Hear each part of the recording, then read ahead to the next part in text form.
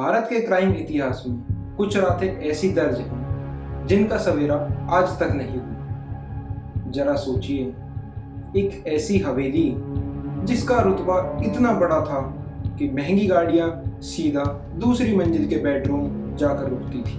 पूरे हरियाणा के लोग इस महलनुमा कोठी को दूर दूर से देखने आते थे। यह आशियाना था इलाके के पूर्व विधायक रेलू राम पुनिया जी का, लेकिन आज इस घर की दीवारों से सिर्फ चीखें गूंजती हैं। Hello everyone, this is Nishant Sharma and you are watching unveiled X. तो चलिए स्टार्ट करते हैं।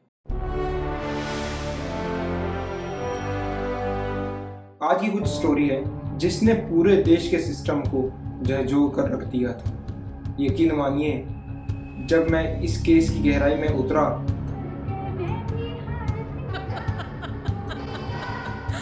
तो कई रातों तक मेरी पलकें नहीं झपकी। मेरे सामने वो तस्वीरें थीं जिन्हें देखकर किसी भी इंसान का खून सूख जाए। मशहूर कहावत है ना, घर को आग लग गई घर के ही चिराग से। लेकिन इस कहानी में सिर्फ आग नहीं लगी, पूरे के पूरे खानदान को एक झटके में राख कर दिया गया। दिल थाम कर बैठिएगा, क्योंकि आज की इस मिस्ट्री में सस्पेंस भी है, साजिश भी है और एक ऐसा खौफनाक सच है जो आपको अपनों पर ही शक करने पर मजबूर कर दे। इस खौफनाक रात को समझने से पहले हमें उस शख्स को समझना होगा जिसने हवेली की एक एक ईंट अपने खून पसीने की कमाई से रखी थी, जिसका नाम था रेलू राम पुनिया जी। यह नाम सिर्फ एक इंसान का नहीं बल्कि एक ब्रांड का था।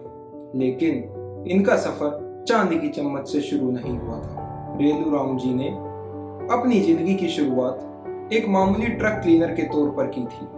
दिन रात ट्रकों का काला तेल साफ करते करते इस इंसान ने काले तेल के धंधे में ऐसी छलांग मारी कि देखते ही देखते नोटों की गड्डियां जमा होने लगी। हिसार में कई सौ एकड़ जमीन, फैक्ट्रियां, दिल्ली एनसीआर में प्रॉपर्टीज, ये सब इन्होंने इसी कमाई से इकट्ठा की।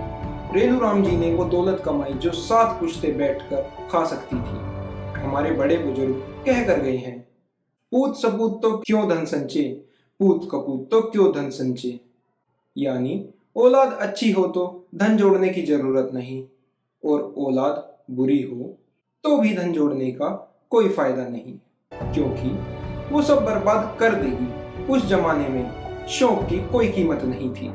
यह पूरे हरियाणा की इकलौती एक ऐसी हवेली थी जहां गाड़ियां सीढ़ियों से नहीं बल्कि एक खास रैंप से होते हुए सीधा दूसरी मंजिल के बेडरूम तक जाती थी। इस आलीशान छत के नीचे एक भरा पूरा परिवार रहता था। रेलू राम जी, उनकी पत्नी कृष्णा देवी, बेटा सुनील, बहू शकुंतला, 3 छोटे छोटे मासूम बच्चे जिनमें से एक सिर्फ 45 दिन की बच्ची थी, और 2 बेटियां, रेलू राम जी की 2 बेटियां, प्रियंका और सोनिया। सब कुछ परफेक्ट था, एक सपनों जैसी जिंदगी। लेकिन किसी को नहीं पता था कि सोने के पिंजरे में एक ऐसा सांप पल रहा है जो पूरे खानदान को डसने वाला है। वक्त का पहिया रुकता है। 24 अगस्त 2001 की सुबह हिसार के बरवाला गांव में सूरज तो निकला, लेकिन पुनिया हवेली के दरवाजे नहीं खुले। बाहर काम करने वाले नौकरों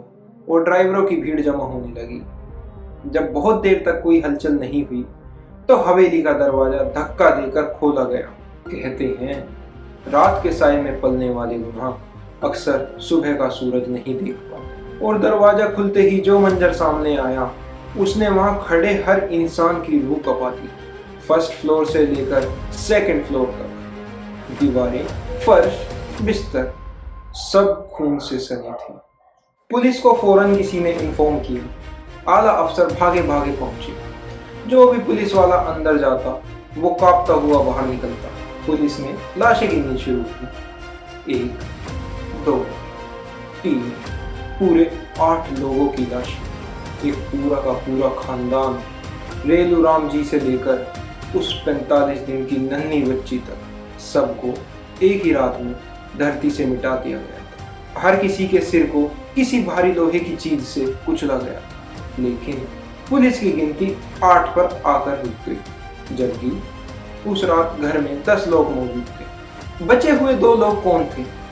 रेलूराम जी की सबसे छोटी बेटी सोनिया और उसका पति संजीव।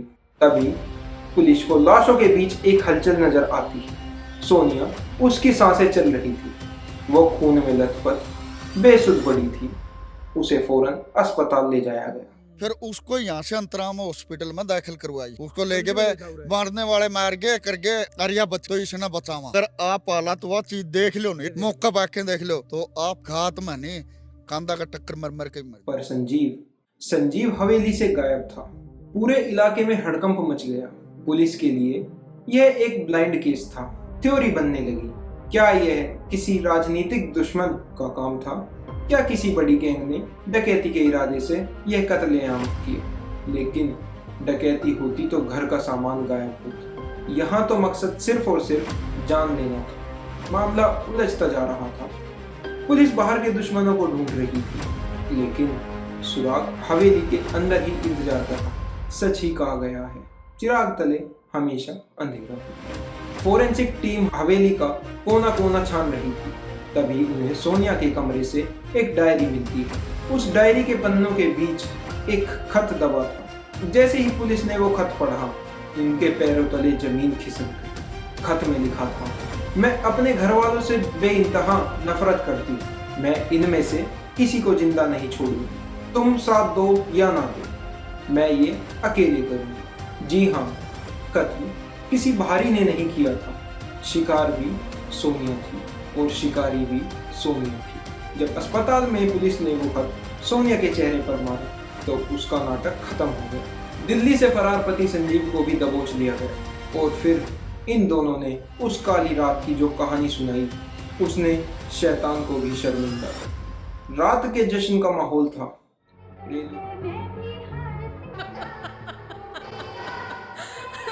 रेलूराम जी को रात में मीठा खाने की आदत थी। उस रात खीर बनाने का जिम्मा खुद इसी लाडली बेटी सोनिया ने उठाया था।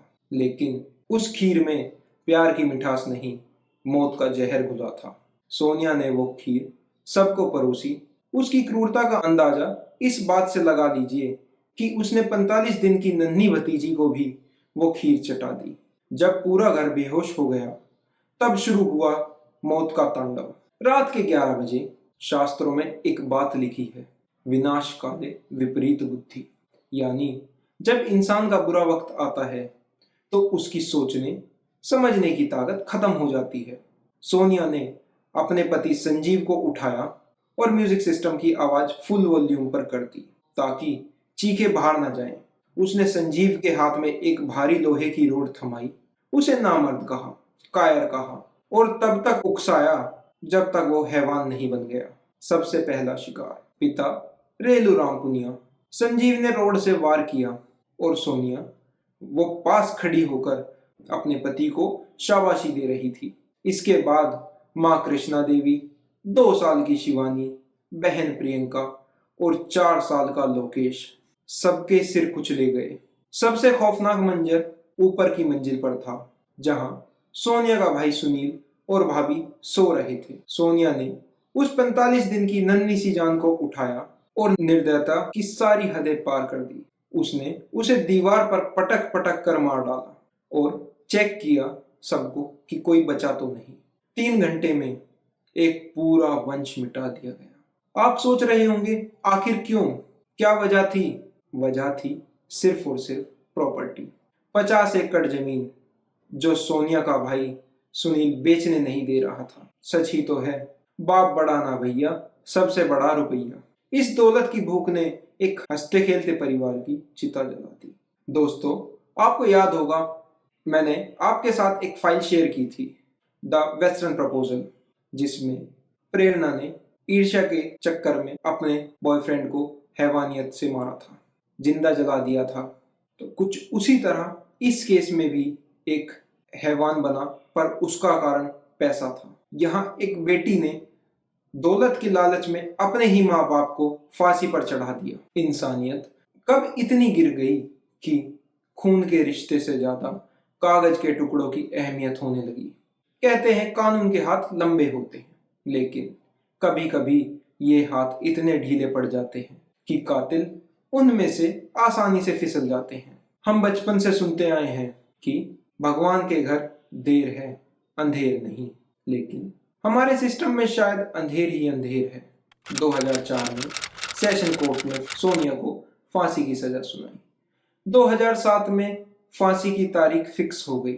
सोनिया भारत की पहली महिला बनने वाली थी जिसे फांसी होती, लेकिन सोनिया ने दया याचिका यानी कि मर्सी पिटीशन का कार्ड खेला। उसने अदालत से कहा, मेरा 1.5 साल का बच्चा है, वो अनाथ हो जाएगा, मुझ पर रहम करो। जरा सोचिए, जिस औरत ने 45 दिन की बच्ची को दीवार पर पटक दिया था, वो रहम की भीख मांग रही थी। 12 साल तक ये दोनों मौत को चकमा देते रहे और फिर आया 2014 का वो ऐतिहासिक फैसला। सुप्रीम कोर्ट ने कहा कि जिनको दया याचिकाएं सालों से लंबित हैं, मौत का इंतजार उन्हें हर दिन मारता है, इसीलिए उनकी सजा उम्र कैद में बदल दी जाए। 8 लोगों का कत्ल करने वाले एक झटके में मौत के फंदे से बच गए। और हद तो तब हो गई दोस्तों, जब 2025 के अंत में इन दोनों को जमानत यानी कि बेल मिल गई। आज ये कातिल आपके और हमारे बीच आजाद घूम रहे हैं। संजीव तो पैरोल से भागकर गुजरात में बाबा भी बन चुका था। This is incredible India. अब आखिर में एक सवाल, उस महान रेलू राम पुनिया जी की वो करोड़ों की प्रॉपर्टी, वो शानदार हवेली किसे मिली? कानूनी तौर पर वो उनके भाइयों और भतीजों को चली गई, लेकिन पिक्चर अभी बाकी है। सोनिया का वो बेटा जो उस रात 1.5 साल का था, आज वो एक बालिग नौजवान है। हिंदू उत्तराधिकार अधिनियम, हिंदू सक्सेशन एक्ट के तहत वो रेलू राम जी का प्रथम श्रेणी वारिस, फर्स्ट क्लास हायर है। वो आज भी उस पूरी प्रॉपर्टी पर अपना कानूनी दावा ठोक सकता है। जिस औरत ने प्रॉपर्टी के लिए 8 लाशें बिछा दी, क्या वो इतनी आसानी से वो हवेली छोड़ देगी? क्या यह केस फिर से अदालतों के चक्कर काटेगा? अगर ऐसा हुआ तो यह समाज के लिए क्या मैसेज होगा कि आप परिवार को मार दो, सजा काटो और फिर बाहर आकर सारी दौलत पर राज करो। इस केस ने मेरे सोचने का नजरिया बदल दिया है। बोया पेड़ बबूल का तो आम कहां से हुए? पुनिया जी ने दौलत का पेड़ तो लगाया, लेकिन उस पर लालच के कांटे उग गए। एक तरफ वो कोठी है जो आज भी वीरान खड़ी है, और दूसरी तरफ सिस्टम की वो हकीकत है जिसे झुटलाया नहीं जा सकता। आपकी इस पूरी इन्वेस्टिगेशन पर क्या राय है? क्या आपको लगता है कि सोनिया का बेटा प्रॉपर्टी के लिए वापस आएगा? मुझे कमेंट सेक्शन में आपके ओपिनियन का इंतजार रहेगा। अगर आपको अनवील्ड एक्स की इस डीप डाइव ने आपको बांधे रखा तो वीडियो को लाइक करें और चैनल को सब्सक्राइब करना ना भूलें। मैं हूं आपका होस्ट निशांत शर्मा। मिलते हैं अगले किसी अनसुलझी मिस्ट्री के साथ।